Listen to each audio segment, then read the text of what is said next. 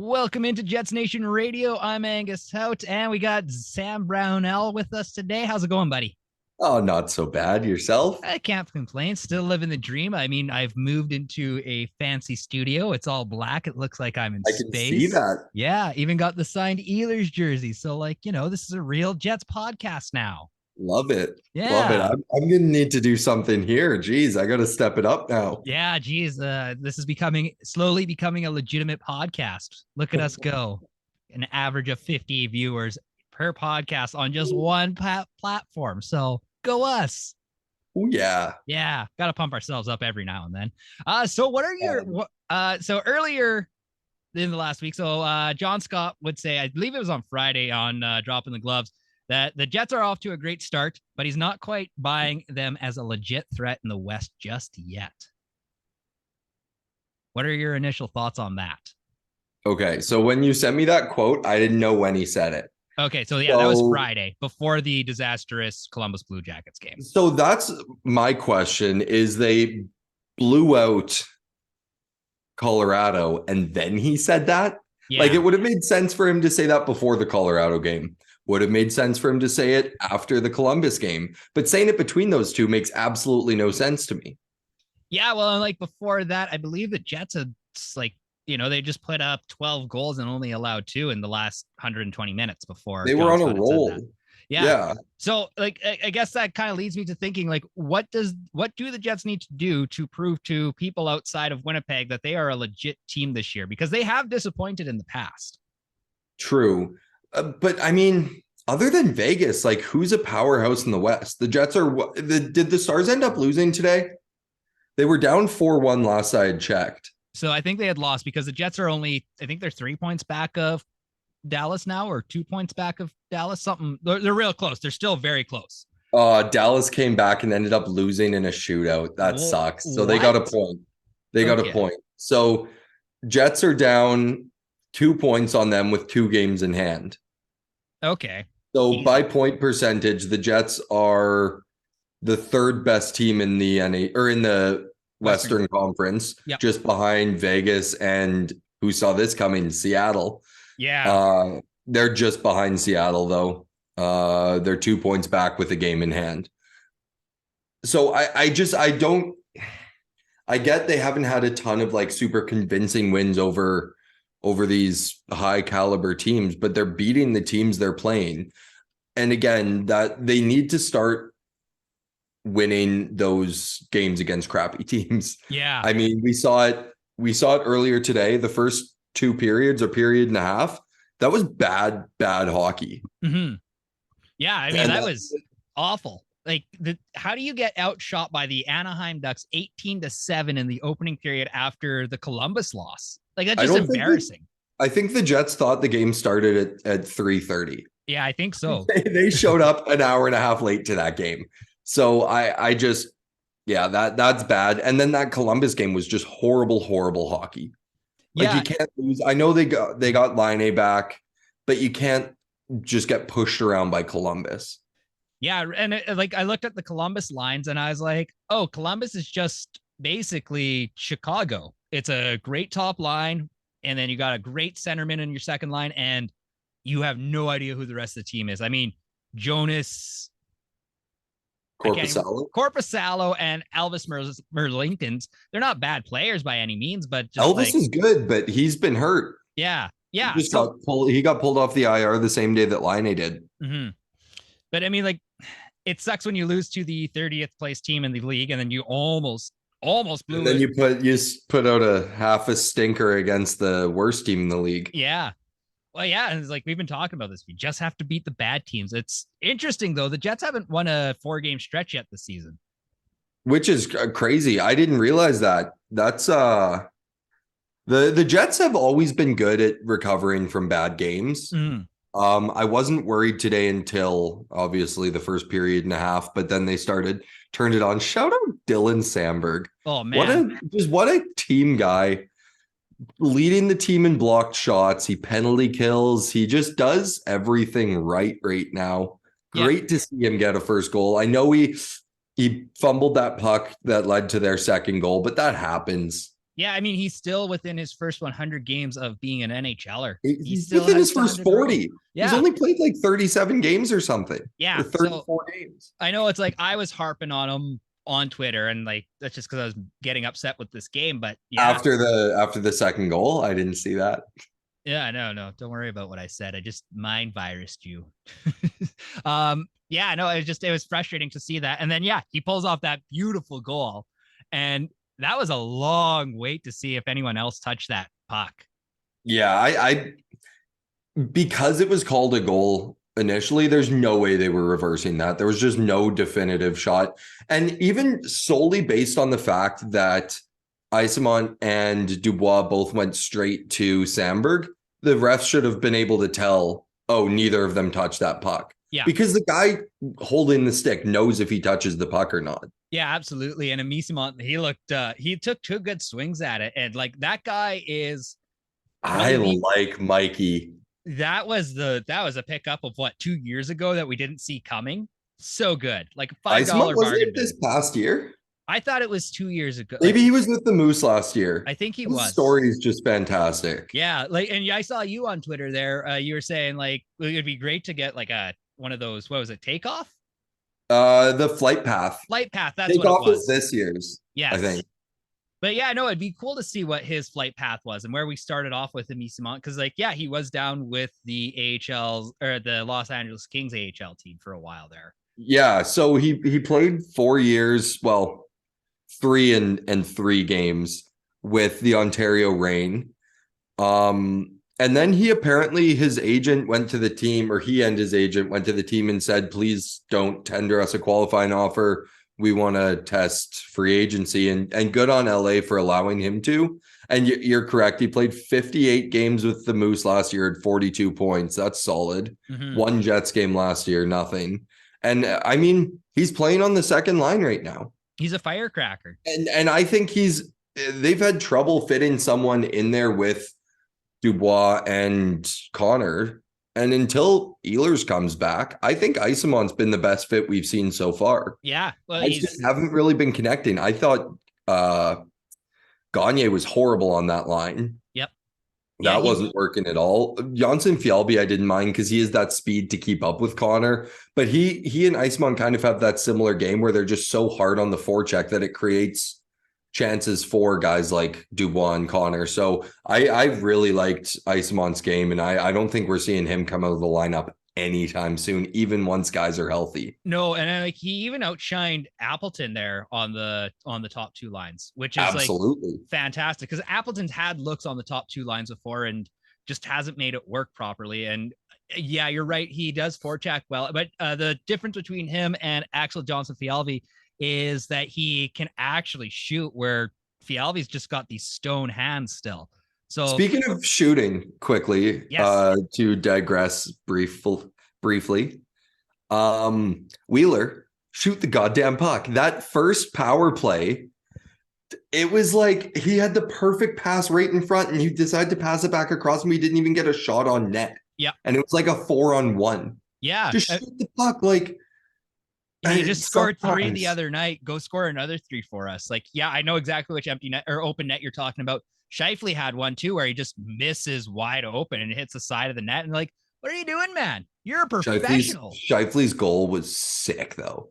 Walking down that side, I was watching. I was like, he's getting this. He's scoring this, and he put it just perfectly in that top corner. Every Jet touched the puck before that, all within the 200-foot play. Every Jet. I love that play so much. And it's like, I'm so sad that not all 5 Jets could get a point on that because they deserved it.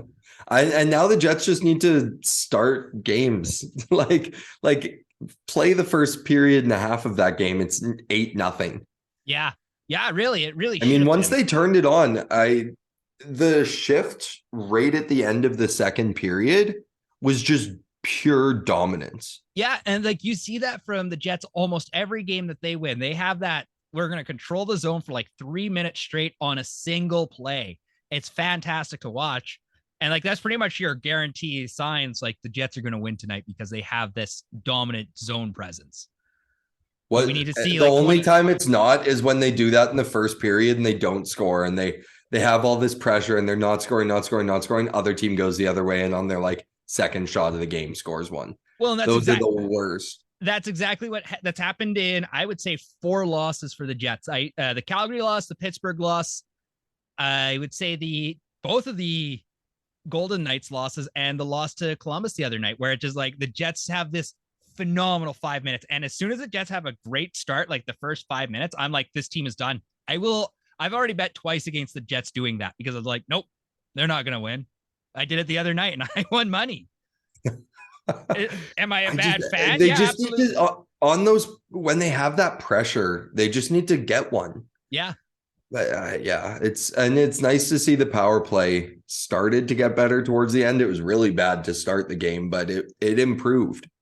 Yeah, but we're still a sub 20. Yeah, it's still bad. Yeah, and it's penalty kill is good though. Yeah, penalty kill. I'm not even worried when that thing goes out there. It's like, cool, we're gonna get a decent chance. And then tonight, the Ducks had 2 chances during their penalty kill. Just like, why can't we figure this out? Like, do we need to have Dylan out there? It's shocking to me in the Columbus game. I think they switched back for this game. I can't fully remember, but they switched Wheeler and Connor. So not a single person on the power play other than Morrissey, like at the blue line, is on a one-timer or has a possibility of a one-timer. It makes absolutely no sense. No. And it's predictable too. Like, they had it figured out as soon as it started. As soon as, I think there was 3 block shots from defensemen this afternoon. Mm-hmm. So the Jets need to change it up because it's not working. I wouldn't mind seeing Scheifele back on that because Scheifele has a really good shot. Mm-hmm. I wouldn't mind seeing him back on that one-timer side. I feel like Wheeler's been there for a while and he just doesn't have a shot to threaten. No, and then he's lost a little power in his shot. Yeah. So, I mean, I miss Laine. Yeah. You're just no matter what happened, he always could break a game open with a good one-timer on a power play. So, okay, because like I said, the people that love the Jets are very torn on the Laine situation, like how Laine's gone out. Like, are you still cheering for him when he comes back to Absolutely. Town? Not when he comes to town. No, not against the Jets. But like, I'll cheer for him other than that. Yeah, I want to see him succeed. Okay, interesting. I mean, he liked Winnipeg. He didn't force his way out. No. If it was a pouty, if it was a Roslovic, like I'll never cheer for Roslovic. Yeah. Because he forced his way out and hasn't proved it. He's like, he thought he was so much better than the opportunities he was getting. And he went to Columbus and he's been pretty mediocre. Yeah, he really has. No, I'm curious because like I was an outsider for the Jets when Laine got traded. I was just like, oh yeah, Laine got traded. Cool, we got Pierre-Luc Dubois, who is like way more useful in my opinion. I thought Laine, from what I'd seen from him, was like he was a one-trick pony. Laine's so good. He's such a good hockey player, but he's so streaky. I've never seen anything like it. And Dubois brings more consistency, but he's not as skilled of a player. And he takes way too many penalties. I know he draws a lot, but he takes so many penalties. Draws the most and takes the most in the NHL. Yeah, it's always funny having the most penalized and the least penalized guy on the same line in the NHL, not just on the Jets. But then you have him as the guy who draws the most and the least. Just love. I don't know.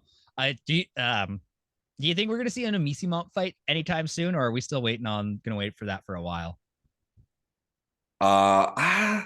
He almost fought today. Did he almost have another fight in a game recently? I feel like he almost got into another one. Yeah, I think he got almost into one the other night, but he like messed around with Kevin Shattenkirk for a little while there too, and like skated away from getting into an ugly one too. He's a bit of a pest. I like it. He's not afraid to get in there. He knows how he's going to stick in the lineup, and he's doing it perfectly. Yeah, I could see us seeing a fight. Yeah. I mean, I've been wanting to call him the Eyssimont or the Emisi Badger, like the honey badger, but slightly different. I need to figure out how to. Brendan Dillon might step in there and finish it for him, though, or Laus. That's true. Yeah, let Laus finish him off. Because Laus brings in good fights. Love that guy. It also just clicked to me that we have 3 Dillons on defense. Yeah. And DeMello. There we go. DeMello, Samberg. Yeah. Yeah. Okay, so we're quarter way through, or a little more than quarter of the way through the season. Who's been the best bottom six player who did not play with the Jets last year or wasn't a regular? Eyssimont. Eyssimont. No. I do really like his game, but I think Gustafsson's been phenomenal. Yeah. I think, and I mean, just to pat myself on the back again, I said that before the season. I said he was gonna break out this year. So I'm really happy to see. I've actually been saying that for like 3 years, so I'm finally glad it was right. Yeah, well, 1 for 3, But, that's not bad. I mean, well, last year he played 2 games and got hurt twice, Mhm. so can't really blame him on that one. But no, I'm really happy to see he's almost developed into a second Lowry. Yeah, he really has. Which, I mean, he's one of the reasons our penalty kill has been so good this year. Yeah. Like, I've been trying to figure out why it's been so good, but it's Gusto almost all the time. He wins a decent amount of faceoffs and just dumps the puck so calmly too. Yeah, he's been really good. And yeah, I'm trying to think. Like, I mean, I've been really happy with all of our bottom 6 guys so far. I mean, even Harkins, when he comes in, I think Harkins has been unreal. Menelainen, Janssen Fjällby, I think those were both great pickups. What a waiver claim. Yeah. Fjällby was amazing waiver claim, and you pick up Menelainen out of nowhere, who I was just ripping on last week, and 3 big goals in the last 7 days for him. I just think that the Jets are so much more well-rounded this year. It helps that Morrissey is lighting it up because he really had not the best year last year. Yeah. Well, he had a bad start, but the second half wasn't bad, but it was all shorthanded points. Yeah. But I think the bottom 6 is just so much more talented than last year. And I mean, I was worried because you lose Kopp, you lose Stastny, Svechnikov. I was like, so who's like our bottom 6 got a lot thinner, in my opinion. And it turns out they're so much better. You get Appleton back. You have Gagne playing. He can play, I would say, anywhere in the bottom 6. I don't think he's a top 6 guy. Janssen Fjällby's got that speed. He's penalty killing a bit. Menelainen scoring 3 goals in his last 4 games or something. He looks like a movie villain. I'd seen somebody say that he's basically evil Nick Ehlers, so I'll take it. Yeah, he's like if Ehlers was a giant. Yeah. Yeah. And I mean, Gustafsson, I think I've already said Lowry. Like the Jets bottom 6 is just so much deeper than last year. And you guys see guys like Toninato and Harkins, who were mainstays last year on that 4th line, are now bubble guys. Yeah, and that's a really good sign. It is. And there's still something that's like, why do we not see more of Toninato? Like every time I see him on the ice, I'm like, that guy had a good shift. And then he's a solid player. I just think there's other guys who are playing a bit better. Yeah. And that's the thing, is Toninato's like developed his game a lot, I think, from this year to last year, but just hasn't had an opportunity to show it like he wants to. But I think he's still staying in to like make that NHL money. Absolutely. But I think one of the bigger issues is when guys like Ehlers and Appleton come back, obviously they're going into the lineup. Are we going to start losing players on waivers? Potentially. Because like Harkins and Toninato, I'm pretty sure have to clear waivers. So we talked about Harkins a couple weeks ago. Yeah, I can't remember exactly how it works, but if you're up for like 30 days consecutively or something, 30 days consecutively, or you play in 10 consecutive NHL games. So they'll probably send him down, I'd say, within the next week. I'm sure they're not going to risk losing them on waivers unless they absolutely need them in the lineup. Yeah. It would be better to just pull someone else up or something like that. But yeah, it'll be interesting to see how they work that out. I don't know, maybe work on the power play and get some Brad Lambert action. I know he's hurt again or sick again, whatever his deal is, but he came back, I'm pretty sure. Did he? Okay. But Lucius is out longer term. That's okay. Yeah. I've been struggling to keep up with the Moose on a regular basis, so you're gonna have to go somewhere else for your Moose analysis there. Yeah, I just see that on Twitter occasionally. Yeah. That's the only way I know. Okay, I want to know what your thoughts on David Rittich are, because there's a lot of haters out there. I think he's become the new whipping boy for the Jets. Yeah, I think it's tough. He hasn't been put in the best situations. Like, it's not like a ton of those goals against Columbus were his fault. And the guy, I feel like he hasn't played in like 2 weeks. He's played twice in 2 weeks. Twice in the last 2 weeks. Yeah. But I mean, like he's in almost every 10 days. Yeah. I just, and I think we'll definitely see him more in December because the Jets are playing so often. But I was a little surprised to see him in the Columbus game. I guess you look at it and go, oh, they're a bad team. We should get this win anyways. But I almost would have rather have Hellebuyck in Columbus and Rittich to this afternoon. Yeah. But I don't know. I don't think he's been as bad as everyone says, but he hasn't been fantastic. Yeah, no, I agree totally with that. It's like he's not a terrible goalie. He just doesn't get the saves that we need. When was the last time? I mean, he's got one or two big saves a game, but he never has the third big save that the Jets really need to stay in the game. They're not tied. Yeah, he's not going to win you games. No. Which I guess I don't know how much you can expect any backup to go out there and win you games. The Jets have been really lucky the last few years with Brisebois and Comrie. Yeah, I still think that we're getting relatively okay games from David Rittich. I mean, that would have been a 4-game winning streak if he had won in Columbus. So yeah, and I really don't think he's losing the Jets games. No, I think that's like the Jets probably don't win that Columbus game even with Hellebuyck and net, all things equal.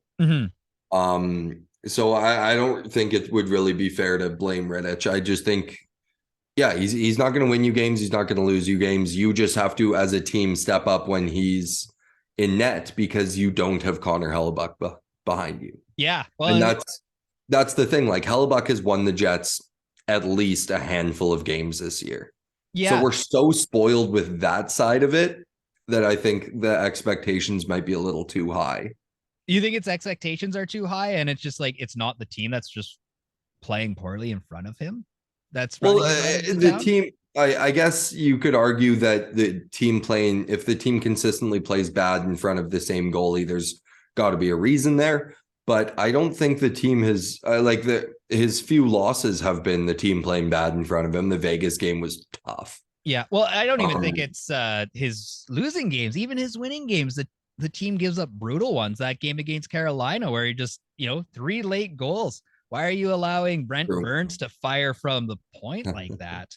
Like that game, I will. As much as I like Bones, I'll die on the hill that game was Bones' fault. Yep. You got to call a timeout or something. Yeah. But yeah, I don't know. It's a backup goalie. He's on a league minimum.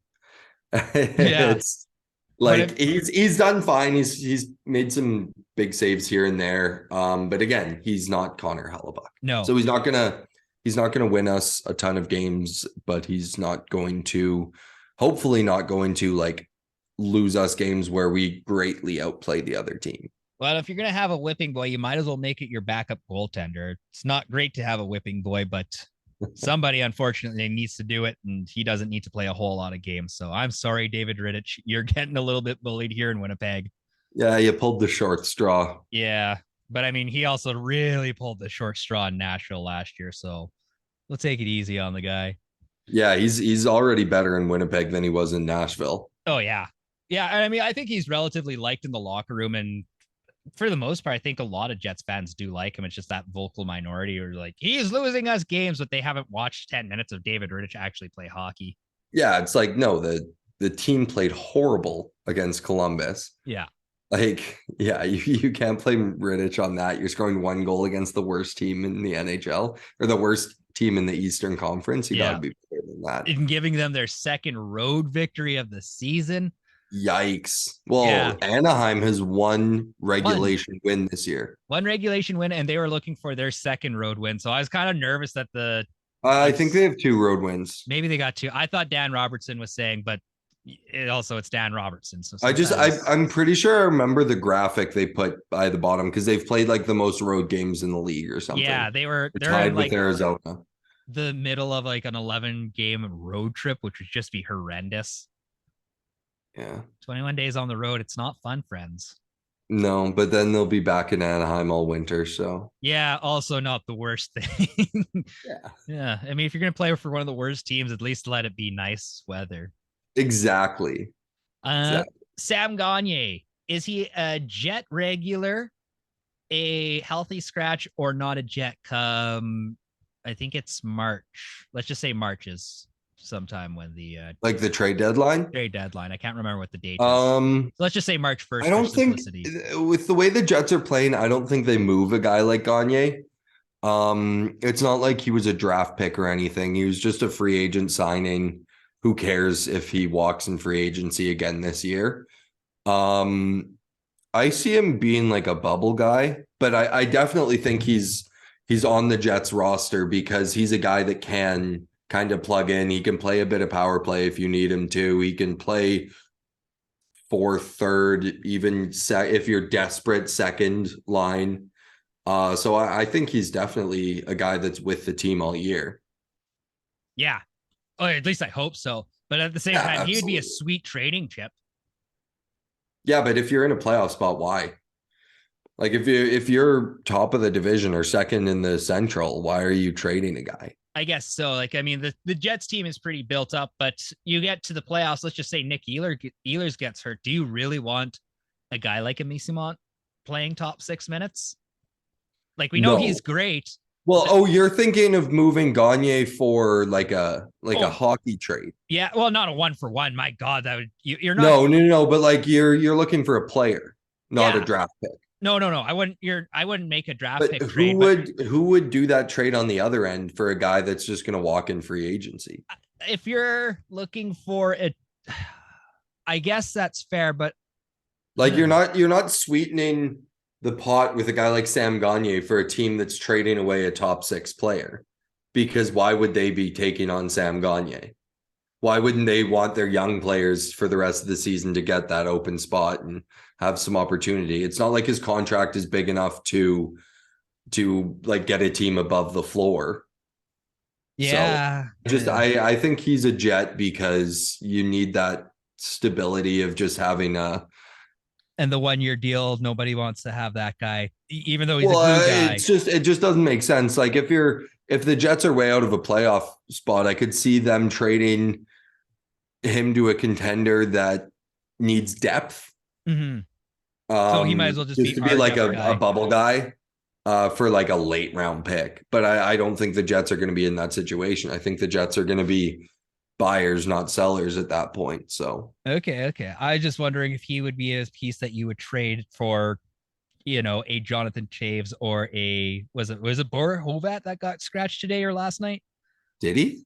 I didn't Yeah. know that. Yes, I believe it was I last mean, night. if you're actually making a hockey trade, absolutely, you throw if they want Sam Gagne, you can throw him in there. I just don't think anyone's going to want him as that throw-in piece. Oh, okay. No, just that's interesting. That's it's a bigger way to think about it. I like it. I will get off my high Yeah, horse and stop as the trying to Jets, trade. absolutely. As Yeah. the other team, why in the world? Yeah, why in the world? No, it's a great answer. I thank you because I've been like trying to figure that out in my brain and it has not gone well. So the enlightenment from Sam Brownell, fantastic. Okay, the Jets. Before we talk next, we'll get 3 or 4 games. We've got the Panthers and Pomo, the Blues, the Blackhawks, and the Caps with Ovi. The Panthers have been a bit of a dumpster fire, haven't They they? sure have. I really hope they continue to be a dumpster I fire. mean, they're hanging on to the second wild card spot, But 12-9-4. but they're I losing still with classic Pomo ways where it's just like, oh, we didn't hold on long enough. Yeah. Let's see. So they've won their last 2. They Yeah. beat Seattle and Vancouver 5-1. But before that, they had lost 3 in a row. And I mean, they beat Boston. God, they're inconsistent. Right? They beat the best team in the NHL, and then they lost 3 in a row.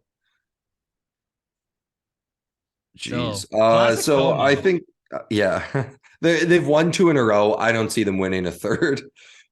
So let's pick the Jets on that one. Okay. Who's the next team? Then we've got the Chicago at home, right? St. Louis Blues and then Chicago. Okay, Blues first. Let's take a look. How are they doing right now? The Blues, they are also kind of in that weird, we're holding on, but not quite. They're They've wildly lost 3 in inconsistent. a row, but they play back to back they play the Rangers, then the Islanders on the road Monday, Tuesday, then come to Winnipeg. So, I mean, they could be on like a 5-game losing streak by the time they get here. They'll probably beat one of those teams, but I mean, the Jets are going to win all these games, is what I'm going to say, because they're the Winnipeg Jets. Yeah, we put the win in Winnipeg here. Yeah, Chicago. So here's a question for you. St. Louis, Chicago, back to back, both on the road, Thursday, Friday. Which game do you give Rittich? Just because of the fear of Jonathan Toews and Patrick Kane, because those two are still so unbelievably good, I'm going to give the Hellebuyck the start in Chicago with Rittich starting in St. Louis. So I like neither team's fantastic. No, but I think that the scoring threat of the two Chicago Blackhawks is far scarier than what St. Louis has. Ryan O'Reilly, Vlad Tarasenko, Jordan Kyrou. I don't know. Let David Rittich and Jordan Binnington fight. Like, I just... Jordan Binnington's a piece of shit. Man, I live for the complete garbage pile that is Jordan Binnington right now.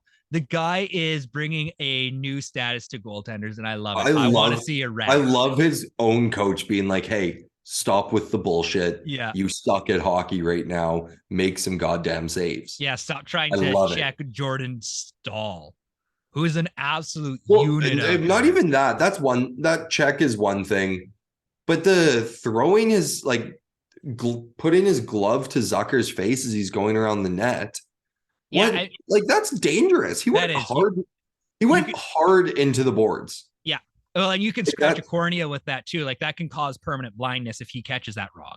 Like that could have been bad. Like you could really hurt a guy there. And then Zucker scores, which it was Jason Zucker, right? Yep. Yeah. And then Zucker scores, which I love. But then Binnington's getting pulled and he's chirping at the Penguins bench.